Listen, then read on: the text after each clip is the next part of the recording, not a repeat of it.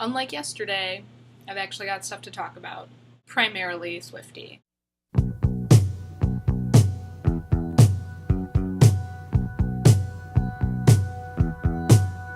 Today, we are going to be exploring the world of drug-addicted teenagers around New York. That's right, I'm talking about the 1995 classic, The Basketball Diaries, with Leo and Mark Wahlberg pre-legitimate fame. This movie is based on the book of the same title by Mr. Jim Carroll. For those of you that don't know, Jim Carroll is a super rad guy, was a super rad guy, I think he's still alive, who grew up in New York and got really heavily involved in the drug scene with teenagers there, and then he moved on and past it, as we learn in this film, to become just a really awesome, inspirational, super cool poet who hung out with people like Patti Smith and Andy Warhol.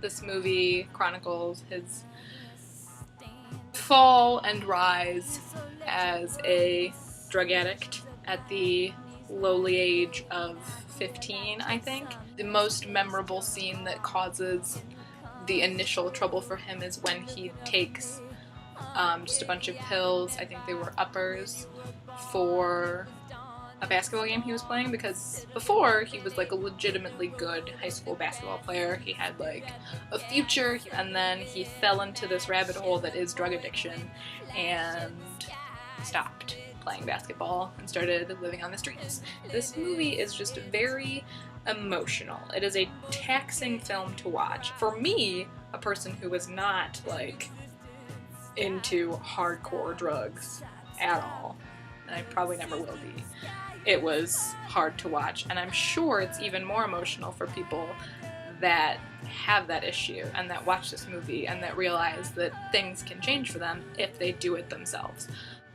The saddest point, I think, is when his mom kicks him out, and he is just on the streets and he doesn't know what to do with himself, and then he winds up at his old coach's house.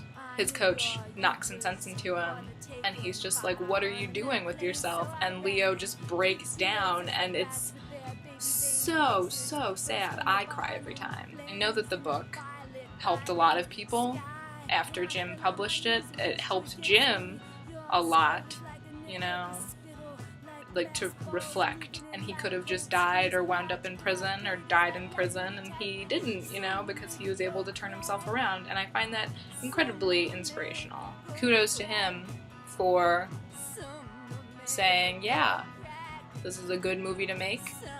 I will fully support anything you want to do to tell my story and spread the wealth about a life beyond addiction.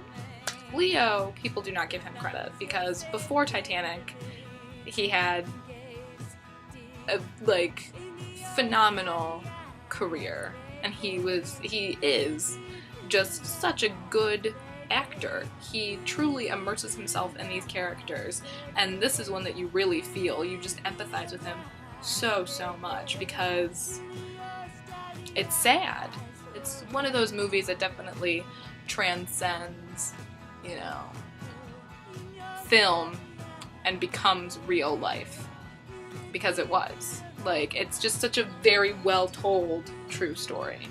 And then, of course, there's Marky Mark. Being Marky Mark.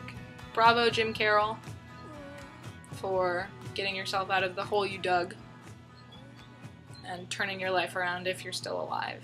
He's dead. Born and died in Manhattan. Go watch The Basketball Diaries.